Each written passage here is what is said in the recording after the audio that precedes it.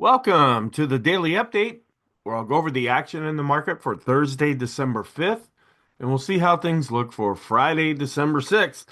Kind of a lethargic day. We were looking more positive earlier in the session, and then we kind of drifted lower to close just a little bit negative. Haven't seen many negative days lately, but a lot of this is anticipation, likely, ahead of the employment situation report. We'll have to see if that really has an impact on the market. Sometimes it really can shoot things either higher or lower. The most frustrating times are when the market really doesn't do much. It's like maybe it's a mixed report. It's strong in one area, weak in another area. Maybe everything comes in as expected. That might be more positive for the market right now. But we are seeing some weakness developing, especially in the intermediate term. We have some indicators that have turned negative. And so that's giving us some concern. But when you take everything together, we're still looking positive. Okay, there's a thing called the SPX Investing Program. It's a program that I have. It's still free for the end of 2024. It'll be changing in 2025, right in early January. There's courses that I'll be adding. There's additional videos that I do on the site that you have access to now. And we were able to close a few positions again because of the upward move that we saw earlier on Thursday.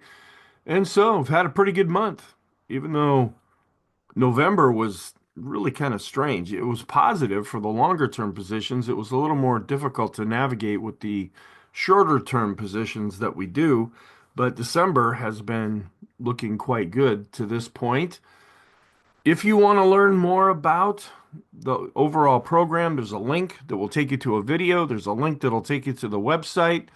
You get immediate access to the videos as soon as they are available. Also, the daily video is just one of many videos that I do, but the daily video is where I really focus my analysis and commentary.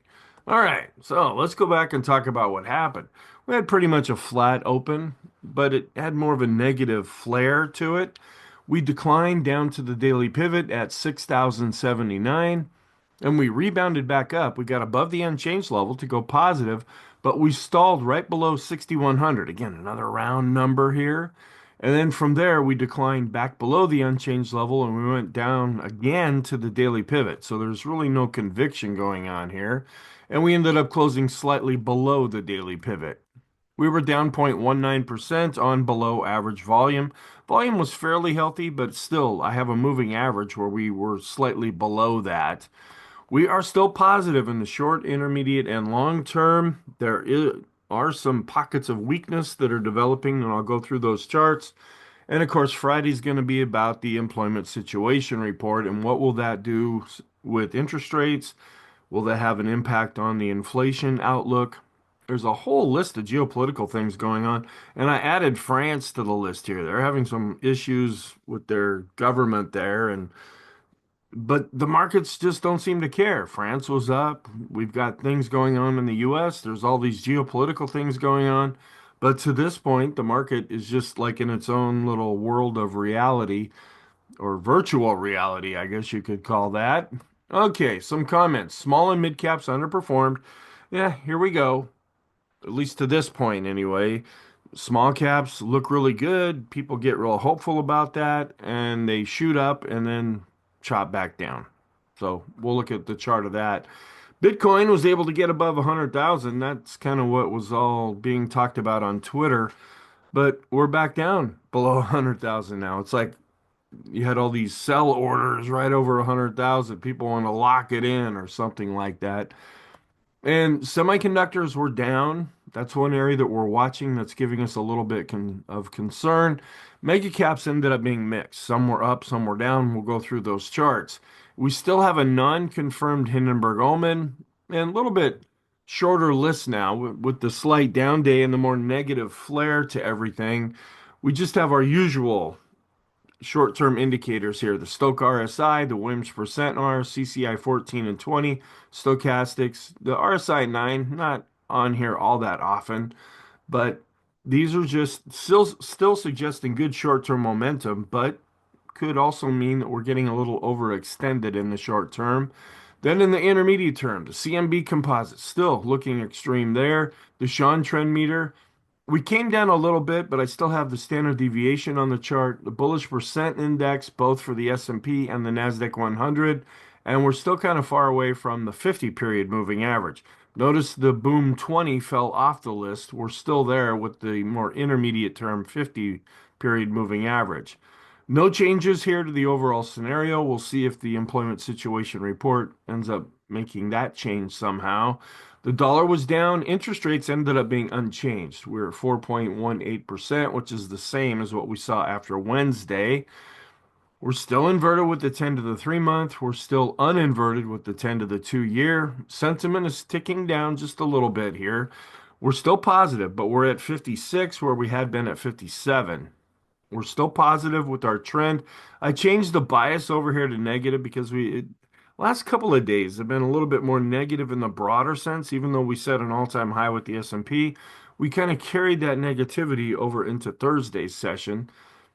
So that's why the bias is negative and the momentum over the last few days still continues to be positive overall. And we're still looking positive with our trend, and it's a strengthening trend. Okay, so we had the weekly initial jobless claims that came out stronger than expected, which kind of has gone against what we've been seeing recently. They came in at 224,000, more than the 213,000 that they had expected, and also more than the 215,000 we saw last time. Continuing claims actually declined, which is a reverse of what we've been seeing. They've been going up. Now it shows them going down at 1.871 million from 1.896 million. And the trade balance always negative, but a little less negative than was expected and less negative than what we saw last time. All right, here are the weekly jobless claims. Where we've been trending lower here, well, with them going back up, we're starting to turn back up with the 4 week moving average. And where we had been seeing the 4 week moving average of continuous claims going up, now that fell off. So now we're seeing that coming down a bit.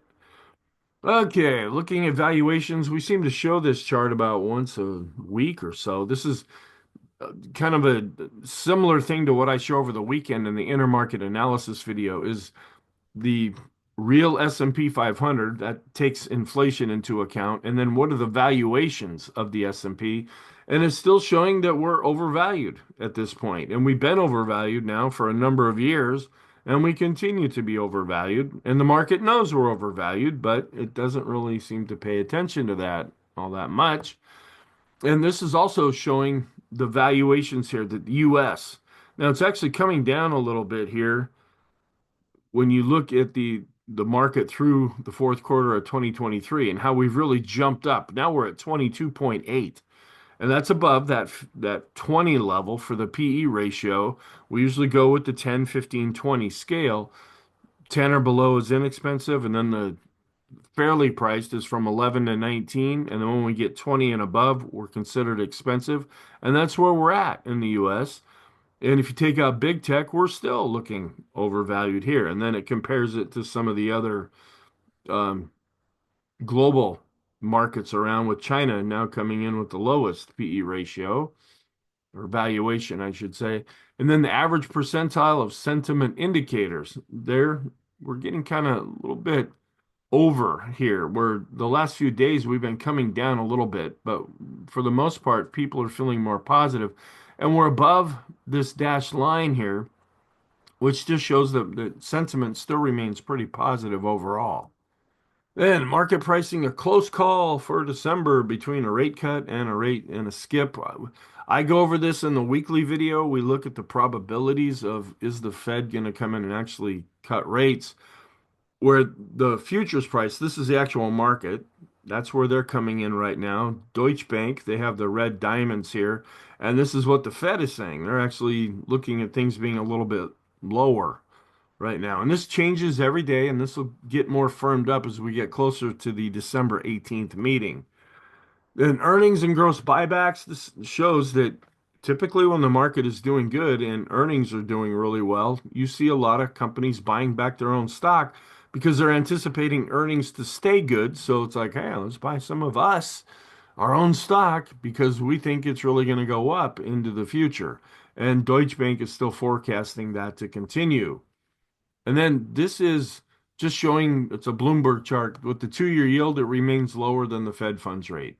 And it's been that way now, going back really to the early part of 2023.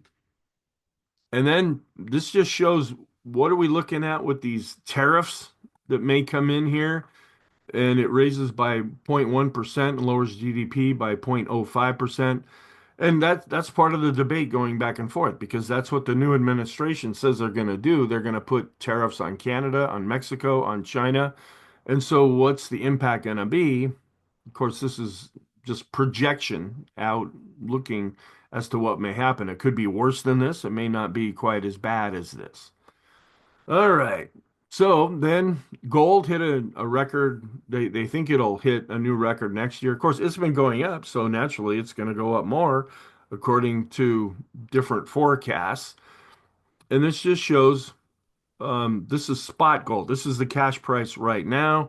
And but we're actually seeing this blue line actually going down just a little bit here. And I don't follow gold all that much other than just keeping an eye on it. All right, then asset managers, this has to do more with sentiment. They're bullish on the dollar as well, and naturally, because the dollar's been going back up lately. All right, didn't spend any real time on Twitter. It was all 100K, 100K, 100K for Bitcoin and all the same kind of charts and cartoons over and over again. So we had kind of a flat open, but then we drifted down to the daily pivot. We did establish some support here and we hung there for a while. Then we saw some buying coming in, took us back positive. This was the most positive part of the day. This actually was, I have some bullish short-term positions out there. This is when I was able to get them actually filled as far as closing them out, and because we were really close we're really near the profit target. And after Wednesday's session, well, that little bump up helped us to close out a few of those positions. Then we dropped back down, went negative, danced along the daily pivot, and then saw a little bit more selling going into the close. So we closed down below the daily pivot. And we're pretty much flat now in the initial overnight session. We'll have to see if it stays that way because there's things going on in Europe, and then we've got the employment situation report coming out, so there might be a wait and see type of attitude. This is still looking positive with the blue line above the red line, where on an intraday basis, growth is outperforming value, and that's positive. We're also continuing to see more of an improvement with the S&P growth to value ratio intraday. That's really been helping the index to go higher. And growth was down, but down less than value. It was down more with the mid caps and down quite a bit more here with the small caps. So it came down a little bit with our small cap growth to value ratio. This is showing an improvement, but it's still in a downtrend. Now, if this blue line crosses above the red line, that would be a golden cross, which switches it into an uptrend with this ratio. And coming down after really seeing a good day on Wednesday, we're also in a downtrend, but that could change here with mid-cap growth to value. And coming down, but showing a little bit more strength here with S&P growth to value. So this is still holding together for right now. Still looking pretty good when we compare the growth to value ETFs. And the discretionary to staples came down a little bit, but still is looking stronger in the bigger picture. And that's what we want. That's more positive for the market. Large cap growth was down after setting a new all-time high on Wednesday. It did pull back a little bit on Thursday. Here's the trend, still looking positive, still with the trend above 20. So that means we are trending. It's above the moving average, so it's a strengthening trend. And the green line continues to be on top, so it's a positive trend. And seeing pretty much that same thing here with the short-term chart. And we came up just a little bit below average here with volume and tick back up a little bit with the VIX, with the line chart as well as the bar chart, coming back up just slightly with the VIX of the VIX. And the momentum, though, for the VIX still continues to be down as measured by the MACD, even though this is turning up just a little bit.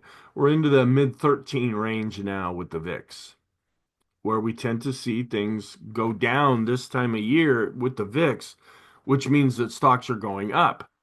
All right, we're just about as high as we can get with this skew index. The market is still really anticipating something, a big move that hasn't happened yet. Is it going to be the employment report that really sets things off? Is it going to be a move to the upside? Is it going to be a move to the downside? And we declined with this fear gauge, and we were up with this other fear gauge, seeing some contradiction there. Did get the latest reading of the American Association of Individual Investors, and this was mixed up last week because of the holiday. We got kind of a low reading. Well, we bounced back up with things looking good. And so we're not extreme right now, but we did see an improvement over the previous week. So we also look at the 50 week moving average here, and that continues to go up, which is more positive. We declined with the equity put call, and we're starting to go back down here with the 5-day chart. We're going down with the longer term chart, and we're also declining with the 10-day chart. And coming up a little bit, but still underneath the band here with the volatility risk premium. So, looking at the advanced decline line based on price and volume, we're declining here. Even though the index itself is holding up fairly well, it's the rest of the S&P that is seeing a little bit more weakness. And we saw an expansion of the new highs when we broke out midday and we're going higher with the S&P. That produced some new highs here. We're still going up with the 5-day, but we're starting to go down with the 10-day moving average. It came down a little bit here with the accumulation distribution. So we had been getting kind of far away from the moving average and we pulled back down. This is still positive since we're above the moving average. And we're still declining with the advanced decline ratio, even though we're above zero. This is a little bit of a concern that this has been weakening even when the S&P was going up, like in Wednesday's session.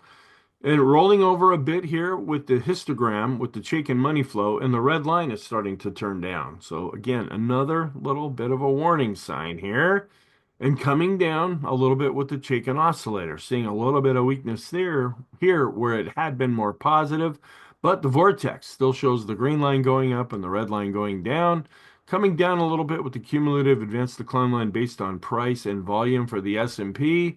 Still getting a good solid reading here with the 10-day average of the highs and lows for the S&P 500. Still seeing a bit of a disconnect where the S&P is holding up. It was down slightly. Where we're seeing the red line, which is the NYSE advanced decline line, it's been declining a little bit more. But this is more positive. When we look at the Amex, NASDAQ, and NYSE, and then a 5-period moving average of the highs minus the lows, we're above zero. So that's longer term positive and shows more broad market strength. Coming down here with the cumulative advanced decline line based on price, and then the regular advanced decline line is also coming down slightly, also declining, but still above the moving average here with this other NYSE advanced decline line. Coming down with the common stock based on price and volume. And we're seeing a little bit of the continued deterioration here with the advanced decline line with the NYSE common stock, but we're still above the moving average. Also declining with the S&P, a little bit more of a decline with the mid caps and the small caps, but all of them are still above their moving averages. And declining, we're kind of losing a little bit of that short-term thrust that we had been seeing with those stocks above their 20-period moving averages that is inside the S&P. It's really coming down. If we drop below 50, that's going to turn this negative. Also declining with the 50-period moving average study, the 100 and the 200. And here's the daily chart, just kind of looking good. If step back and look at this, I mean, we're just coming off of an all-time high. But is the market getting a little bit more vulnerable right now? Because we're continuing to decline with the 20, 50, and 200-day moving averages, but we're still extreme with the Stochk RSI, the Williams percent R, the CCI 14 and 20, and we're still above the midpoint here with the force index, but the stochastics, it's rolling over, but still extreme in the short term, rolling over not quite below its moving average in the intermediate term, rolling over, but still looking extreme in the long term. We're still above the green line and the blue line here with the short-term trend evaluation here. That's still positive, and we're still above the 20-period simple and exponential moving averages. And still up into this +3 channel with the standard deviations chart. And still going up though with the balance of power. That's still positive. It's above the midpoint. Coming down, but still extreme with the CMB composite. Still looking good with the intermediate term trend based on 50 periods. The go no go still is positive there with the dark blue bars, still just really near the highest high value for this chart. But the TTM squeeze, it actually went back up, or it's at least going down less now, but it's still the darker blue, which tends to be more negative. And as the S&P was going up, we saw this actually starting to go down. We'll see if it can continue to improve a little bit. Still above zero with the ease of movement, so that's positive. Still looking positive here with the Arun. And still below zero though with the S&P McClellan oscillator. So when this is below zero, that turns us down with the summation index based on price, and we're going down based on volume. This is more of a primary indicator that is looking more negative and part of the concern that we're having. And dropping slightly below zero now with the NYSE McClellan oscillator. Now, even though this had been coming down, it was still above zero. So now it's really hard to see, but we're starting to roll over with the NYSE summation index based on price and volume.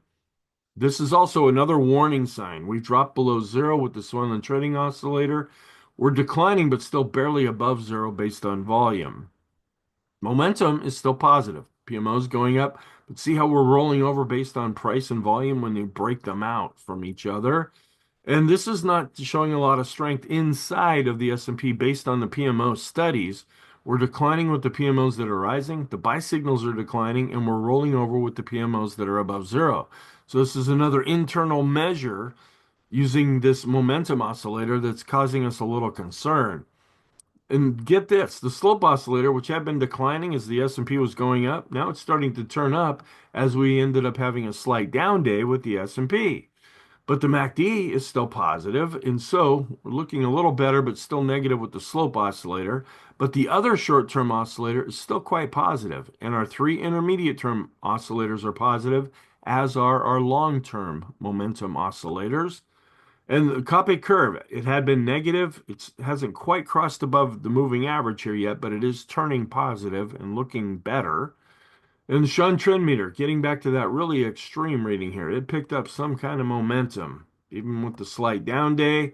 Money flows going back up and above 50. The ultimate oscillator also going up above 50. Those are both positive.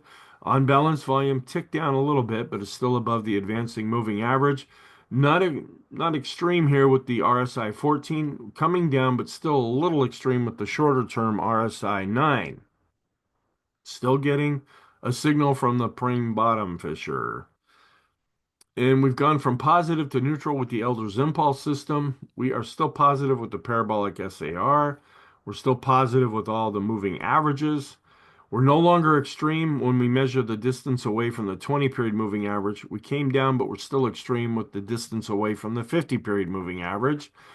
And coming down just a little bit here with the bullish percent index, we're still above 70, so it's positive, but we want to see this go up.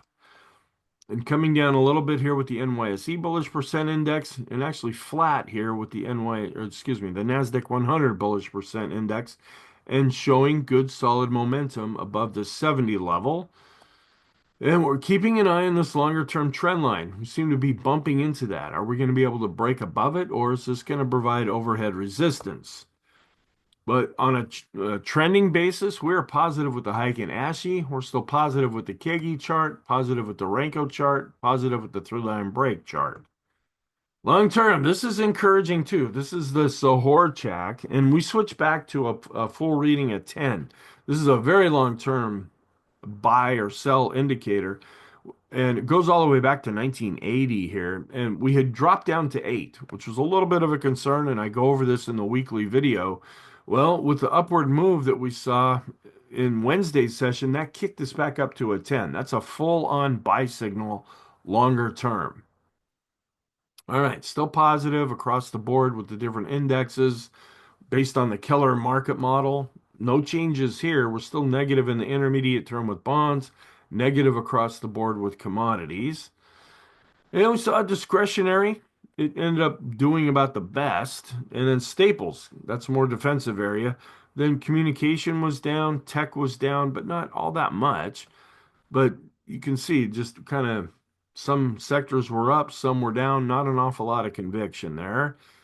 And we had the utilities having a bearish MACD crossover, where the Nasdaq is setting an all-time high, as well as the S&P, and then a four-year high for the S&P, and then you've got the Nasdaq bouncing all over the place, setting a four-year high as well.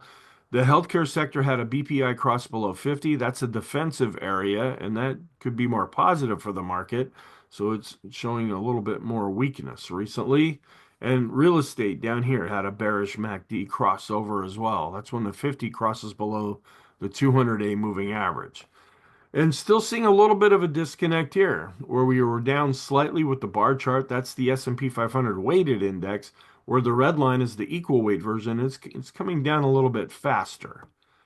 And we're seeing that here when we take a ratio between the S&P and the equal weight version of the S&P.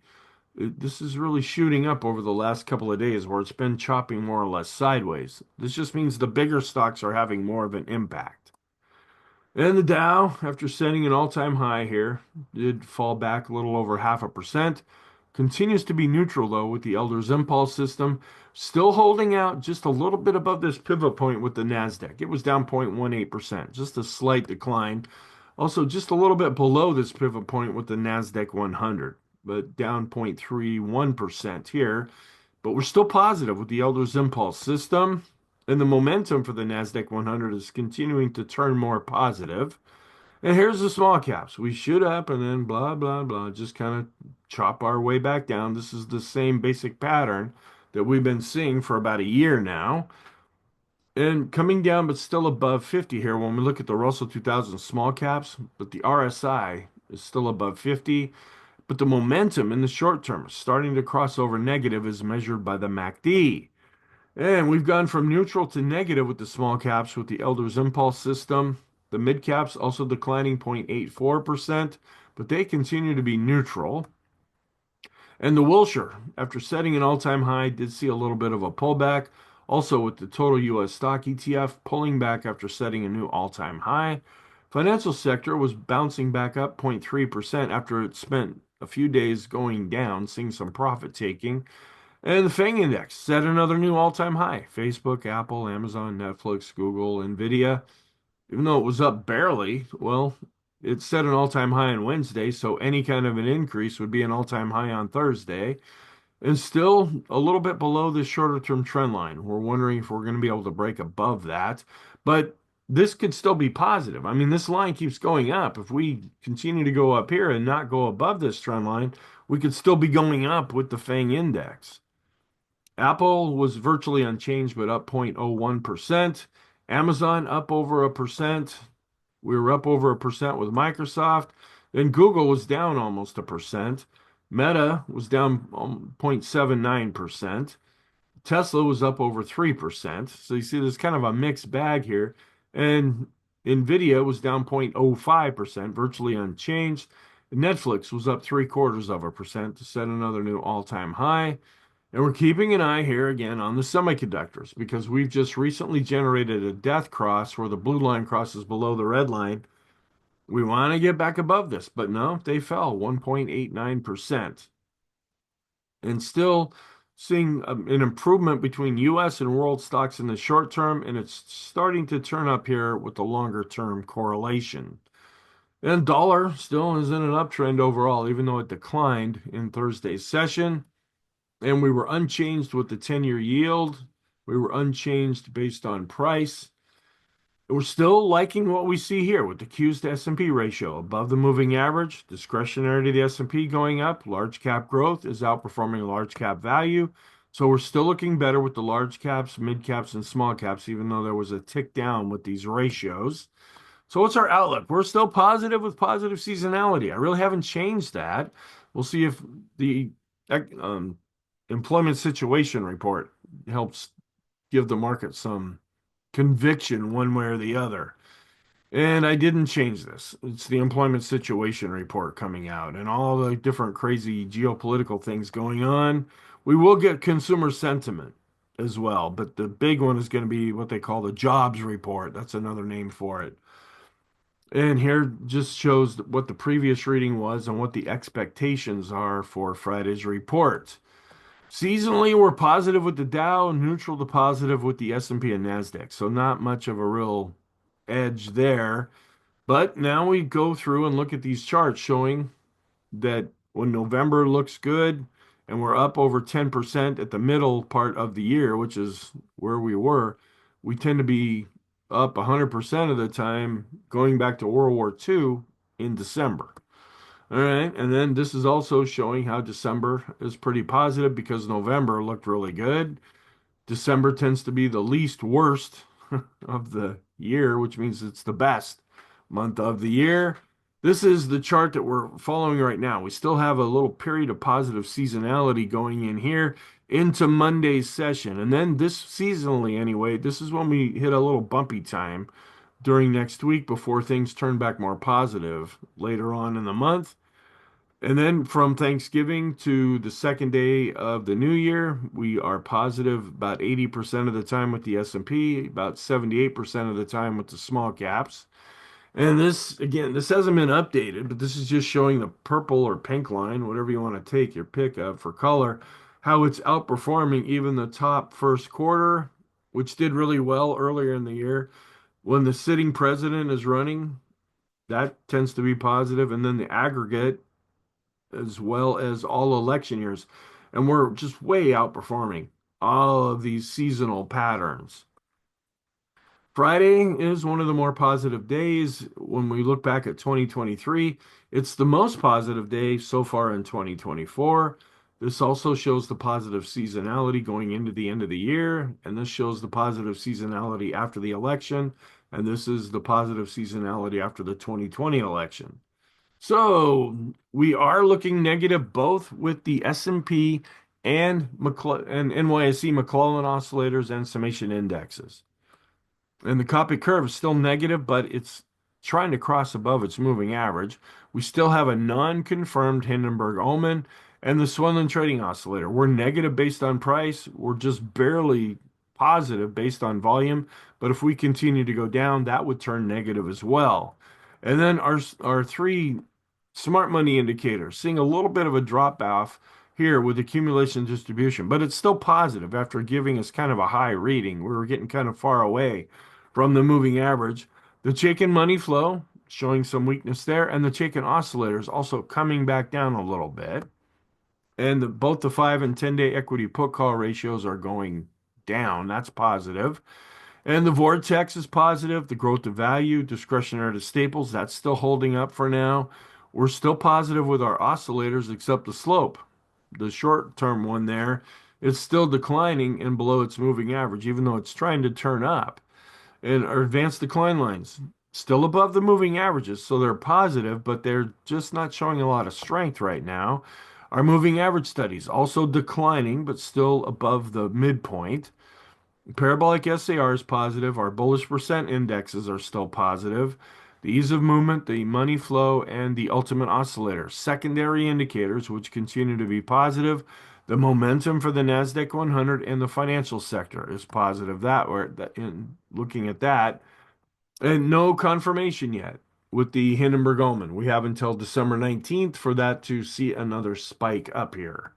So what's our conclusion? We're positive with positive seasonality, and instead of putting a question mark here, right now we are seeing weakness developing. Now, is it going to stay that way? A good positive update could take care of this weakness that has been developing. In the short term, we're still pretty positive. All of our list is still looking pretty good there with positive seasonality. In the intermediate term, this is more where we're seeing the weakness continuing to develop and causing a little bit of a concern there, but we are still positive in the long term. Thank you. I hope you have a really good day, and I will talk to you in the next video.